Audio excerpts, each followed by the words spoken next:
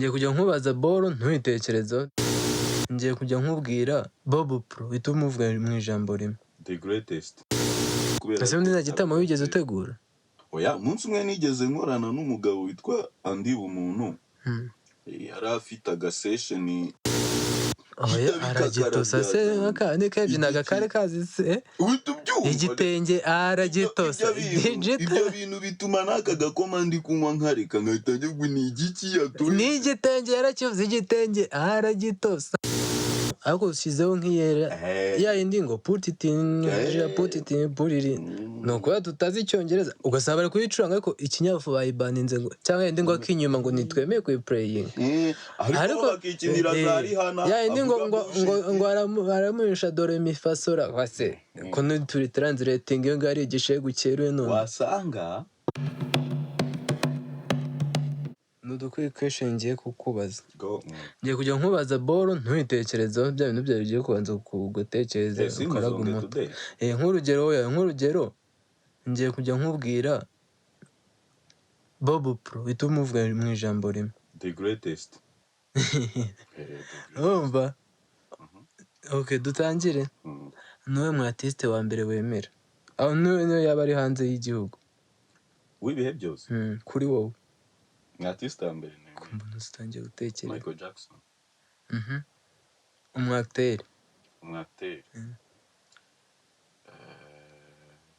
Uburyo gutekereza. Hari igihe mba nazi amazina yawe. Uvuga character. Okay, Johnny Depp. Okay, umunyarwanda wa mbere muri muziki.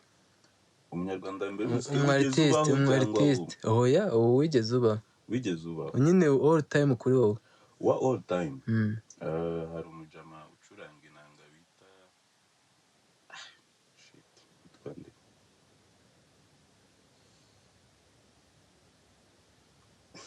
Ndabona urenze gutekereza none. Wowe uri kumbwira kudatekereza koko sintekereza. Niba natekereza sinibuka man. Oya nta kantu kawe kaje tuwe nk'urugero. Yego ndi kukumva ariko biri kwanga. Uri kumbwira ngo sintekereze nyine sintekereze nkatamura. Okay, ndimbo yawe ya all time mu Rwanda. Ya all time umusumba. Ni yande? Ni ya Justin Mugabo.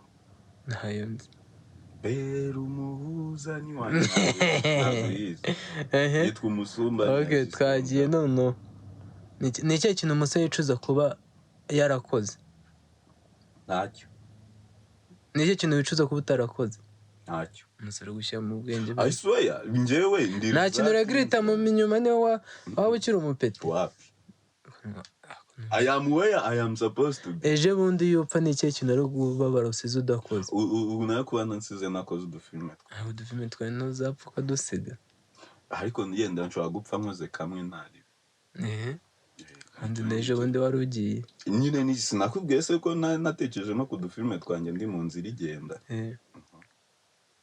Okay, industry yo mu Rwanda ibona gute? Wa undi yitwa Rujindiri. Rujindiri niwe all time artist wawe.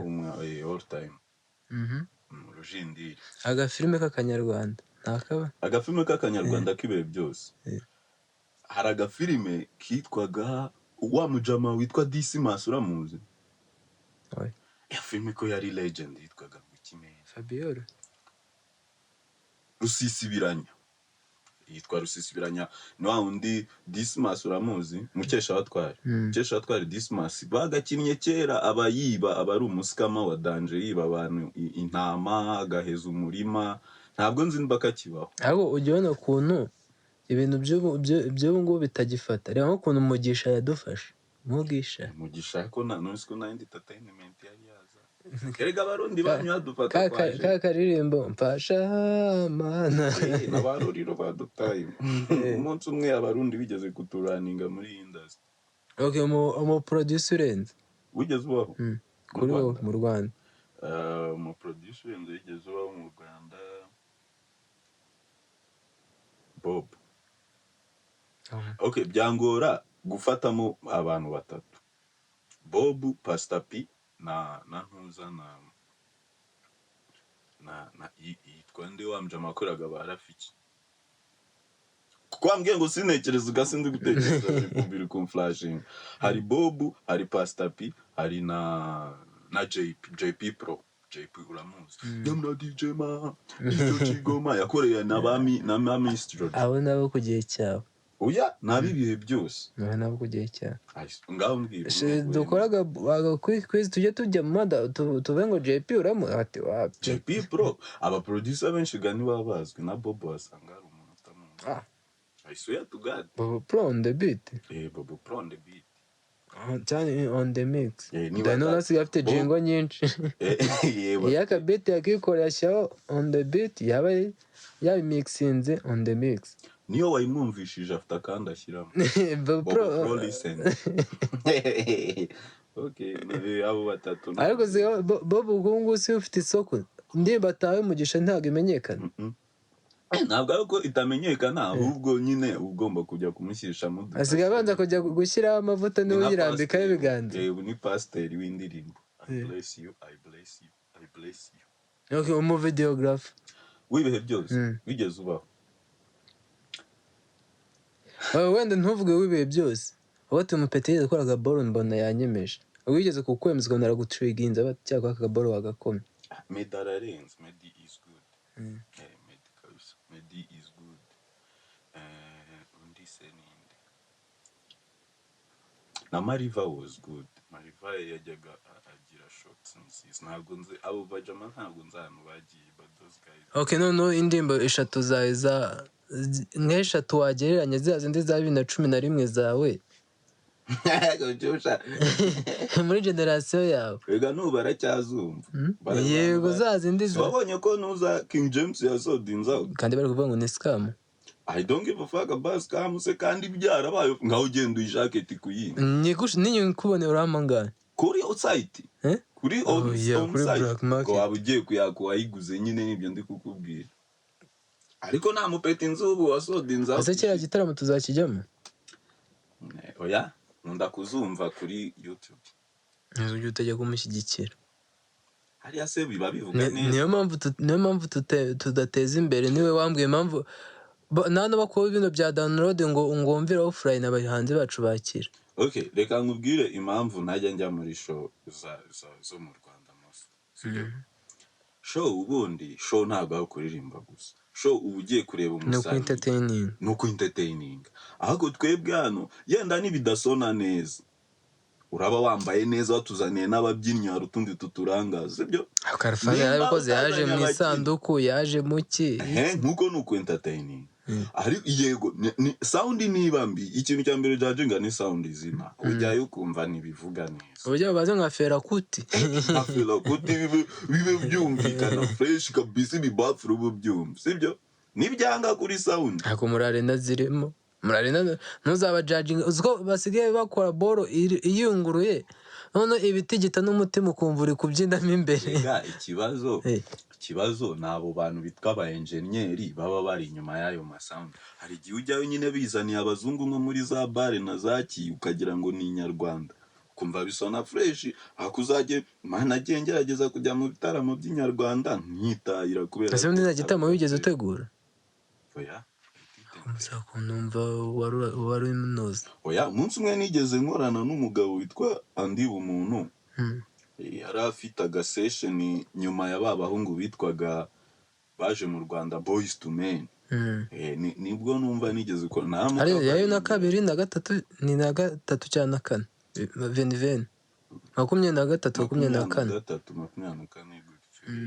24 nibwo numva nshakwa na participate mu gutegura ariko Boys to Men ariko wenda ni ducritique ubone ibice BK ari nitanga ngo yatumiye abahanzi bidashya kubera ituma bijya abahanzi ba one hit song bakashya buri gihe nyamara mbona ahubwo twe tutazi imiziki twebwe njye mbona bari ababe ba manager hariya na South Africa basi bari aba manager nibo bakora na show nyine BK n'igitegura bya bitaramo byayo ngo byo kwimenyekanisha ariko buri gihe mbona bishya buri gihe bagura bya bitambaro bihisha imyanya babuza abantu ukigura ati cya kibiri cyawe ugahita kumanura hahandi hasi muri ground baba bagize nka senkani kugira ngo basi wuzure ko njya mbona ahubwo se baselinga out iyo haje abantu bo hanze ibyo ngibyo ni iby'abandi biteguye bagira boro zabo ni uko wenda tutakozeho research ariko hafi y'ibitaramo byabo biracya n'abantu benshi barabikritika njye mba mbona ugahita ubona si ubu bazanye Ndera ari nka wa mubebe uherutse kuza ejo bundi washatse no gukora hit ngo ajye kuri moto bikanga ariko karagana ko mba mbona ntakumva yanjye nyine uzanye one hit song ukavuga ati uwo muhanzi aje gukora iki ararimba imwe iminota itarani yose oya muri icyo gihe aza se ujya gushaka utundi twa album bakimushyira kuri poster ugahita ujya gushaka utundi tuntu twe ariko utwo ngutwo nava harya niyo hit and run nirangira ndahita nicara ariko ibyo ngibyo byarutwa ukazana Wizo Manizo Wizo aje yabatamo yandi bread and butter akabatamo iki ahubwo nanjye mba mbona nahamagara ahubwo abasani benshi muri ayo yenda nimba ari nk'akajana nari kandi baba bahenze nkagenda mama gacumi baba peti banjye bose ba one hit song sibyo ahubwo nkakoranya za one hit song nyinshi oya kandi baraba bahenze oya ab'abanyarwanda nje cyakora abantu nemera ni score ntago izajya ntago ishituza umuhanzi wo hanze urenze ndafata abapeti nka Ven bo ni nabonye n'abandi bagitamo ngo cyaba rap abasani bacu nibyo nyine nakubwaga nkagenda mfata umupeti umwe ugiye ufite agasongo kazwi harya ya ndirimbo reba nkuru abandi Marweda niyo ndirimbo y'inzi yonyine ariko nabo banza baramutaye ariko ubanza atari bike ari show yabereye ku Gisenyi ese wandi witwaga Jada Kati Doja Cat urararenze Doja suzi indirimbo ze nyinshi njye nta ndirimbo ye nari wallahi ntabwo mubeshye nta nubwo wasamaga udukuru twagiye kuri Grammy yambaye ubusa ko ari umufashionist kuko nigeze najya namubona mu birori by'abafashion za gala ujya wumva ibintu byitwa za gala nta Grammy ntabwo uzi cyajya arikoza yambaye boro meze nkaho yambaye ubusa nyine nibyo nkubwira nzi ko ari umufashionist aya uriya we ntabwo bahiye ko yari yambaye ubusa kuri stage nanjye nawe kujyayo kubera buriya busa nese bindi biriya bintu by'ibivugaho iki hari n'undi bazanye nimba ari muri hari undi bazanye nawe w'umunyajamaica yambara boro y'ubusa ni gute umunyamahanga kwambara boro y'ubusa umunyarwanda ntayambara nta muntu babujije ba Marina bambara ubusa wa mukobwa washatse kuza muri show yambaye ubusa niribwe nyamuhamagaye ngo abaje muri show ntabwo abaje kuri stage wemerewe gukora ibintu udashaka ibintu ushaka nako ariko muri public uri buze gufana ntiwemerewe kuko urumva umuntu uri kuri stage barekera kumureba akaba ari we birebera nicyo bari gukumira se ntabwo wemerewe kuza wambaye neza kandi narabonye harya ni minisita w'urubyiruko yarabyutse yandika ngo nubwo twishimye ngo zira boro ntize ngo tugire ibyo dukurikiza n'ibyo tudakurikiza hari umupeti wabyutse kuririmba ubwoko bw'umuziki wabo ugomba no kwambara nka hari umupeti wabyutse nawe yambaye ubusa ariko za kuri X nyine avuga ati ko mushyiramo Doja Cat tugafana umunyarwanda mutamwemerera uribuka ka kantu twa turi gusererera ko bukoroni back in days ako nako karimo hari igihe njya numva umuntu ntabwo numukubeshya ntabwo ari montage yanjye nigeze kumva akaganiro menya hari nko kuri ya radio yindi kurikira radio Rwanda ariko ya radio Rwanda yitwa ngo iki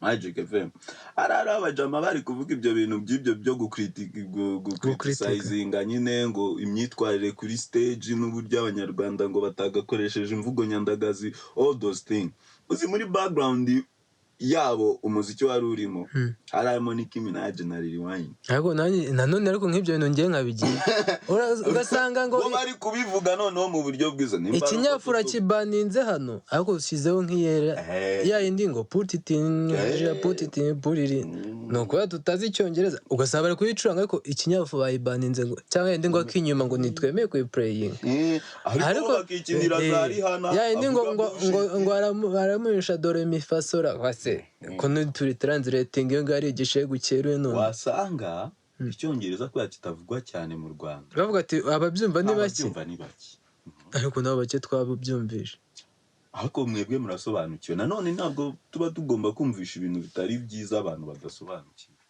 niko nkeka ikinyafu ubwo ari kuvuga ikinyarwanda k'inyuma muyibaninga ariko byinjira mu put it in yumve cyangwa hitandirane barayikunda noneho kuri Magic FM hitandirane babumva wenda nk'imodoka yagonze ikaguruka oya kandi mu gitera bivuga ngo yarazi ko ngo ntago akunda ibintu bya mapenzi byo kuza ngo umufate umukabe arishakiye ahita ukubita ugende ariko wibuke ko kirata n'icyongereza cya fresh kira n'igipatwa harimo n'ukuntu nyine wo iyo utabyumva ni nk'iyo kwazanira indirimbo y'inyandagaza ko y'incinwa wabyumva biba byemerewe ibyo kuplayinga ntari none se ko iyo ngiyo bayiplayinga ariko ejo bundi Gitafu mwami yaye ngo aragitosa mwavati bayibaninga ariko eri gushwa no kuzimiza kubu barakoresha ibigambo aragitosa se ni kebye nagakare kazi se igitenge aragitosa ibyo bintu bituma naka gakomandi kunywa nkareka ngahita njye ni igiki yatori ni igitenge yarakivuze igitenge aragitosa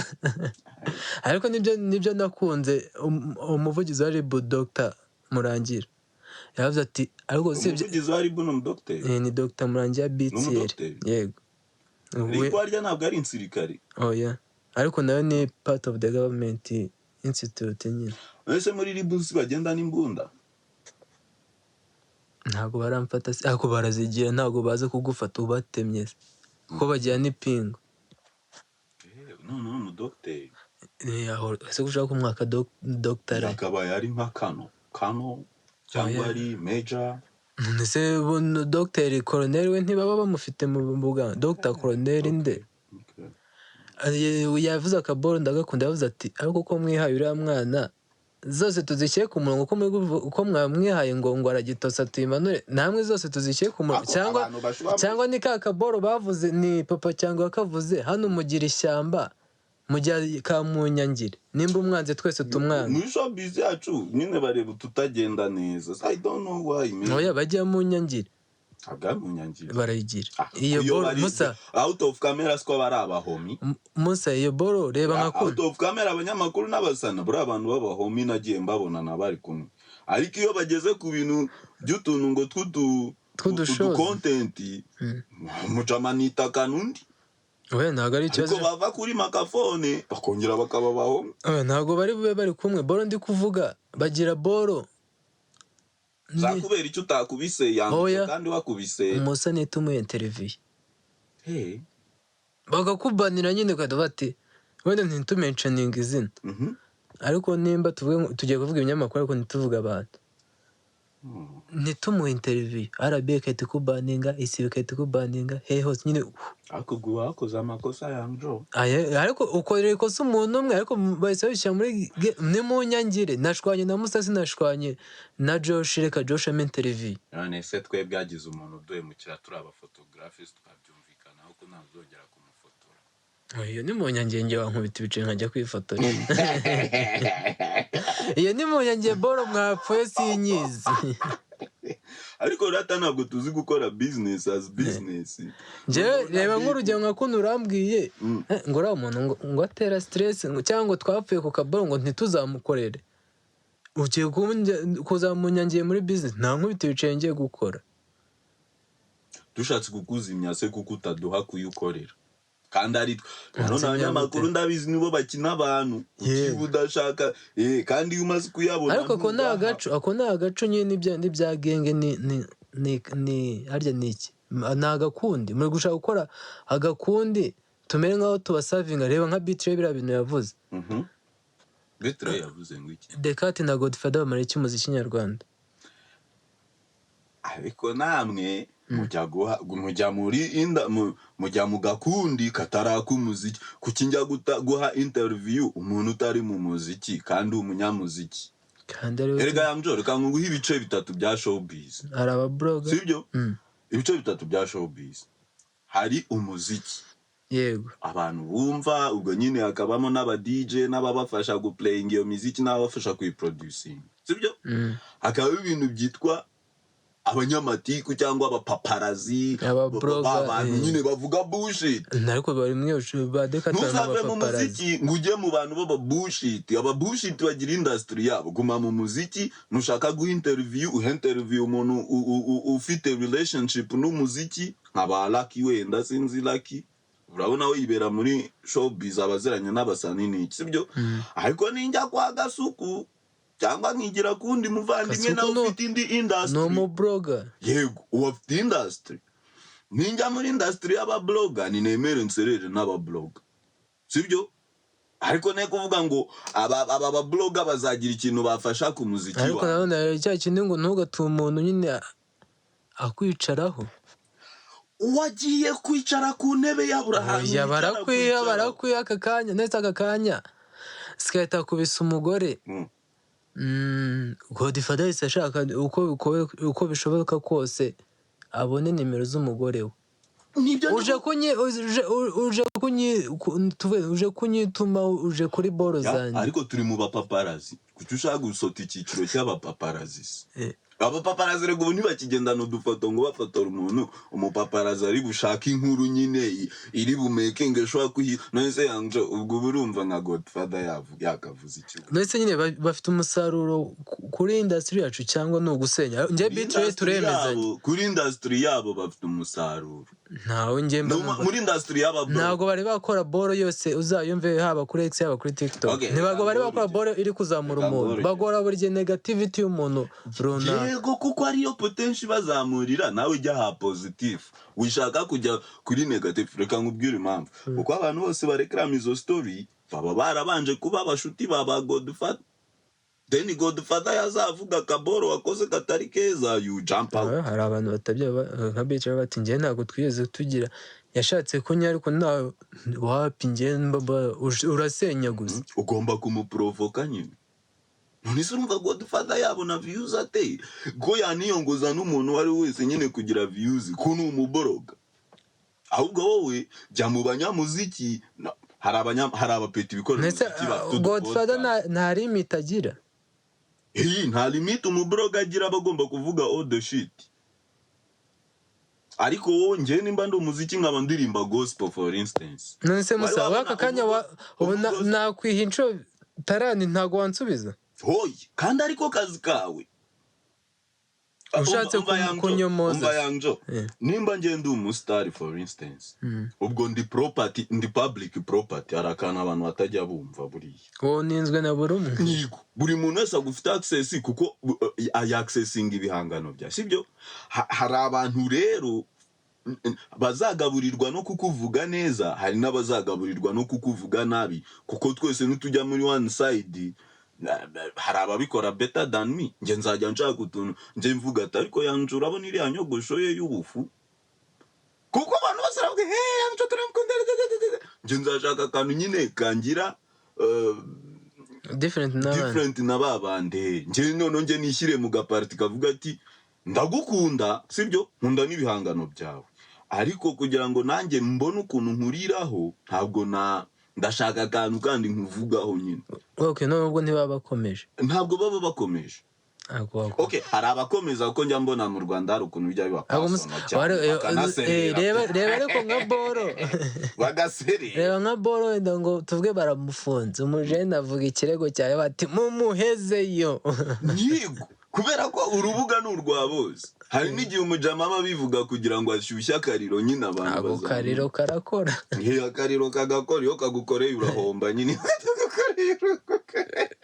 ariko nyine ikintu ariko wabonye akaboro ka Skyto yakoze yavuze ati ariko ntimukivange mu by'abagore ndaza kukakwereka yavuze ati iby'abagore n'abagabo aka kanya mwebwe mwamukoresha interview aka kanya turi kumwe turiryamiye yego ariko nanone yanjo ikindi kintu blaming yenda nanone ibi bintu bya social media cyangwa iki twebwe nanone tuzi gutandukanya our private life privacy nyine ikibazo yega nanjye sinanze ko bamvuga ariko ikibazo urasanga aka kanya nimba bamfunze barakora research n'umupeti wanjye tuvuge ndacyari umusore hakuri research etaza n'umwana ngo singo yunga umwana ngo ntamufasha iyo ni privacy yanjye wagize mu bari nimba umugore wawe sibyo mujyana kuri social media urumva niba zagufunga bizagenda nta mugore musaka kanya nyine for instance baragufunze nta muntu bazi ko umusore nta n'umuntu ubizi umuntu ashatse uburyo ashoboye bwose agiye kuzana umupeti uri iwanyu nk'inyamata kwa mere wawe usanga yatsamutega nko kurusha amufasha akavideo ngo uyu ni umwana we ngo reba inkweto yambaye ngo kandi ngo ni umusitari. Yego nyine. Oya iyo ni privacy yanjye. Nakubwira akantu kitwa paparazzi. Paparazzi privacy ariko yagakwiye, niyo mpamvu nemera RIB ibyo ukora bagomba kujya limit. Iyo ni ball mvuga ibyo ushaka, nushaka kujya bati reba iriya ndareba iriya nyogosho. Ahubwo ushaka kuza umupeti nanjye ubwanjye ntari nanatangaza ko nabyaye. Wenje ko mbone wise ubyemeza ngo dore umupeti we. None se wemera itangazamakuru? Yego. Amakuru aratangazwa nyine.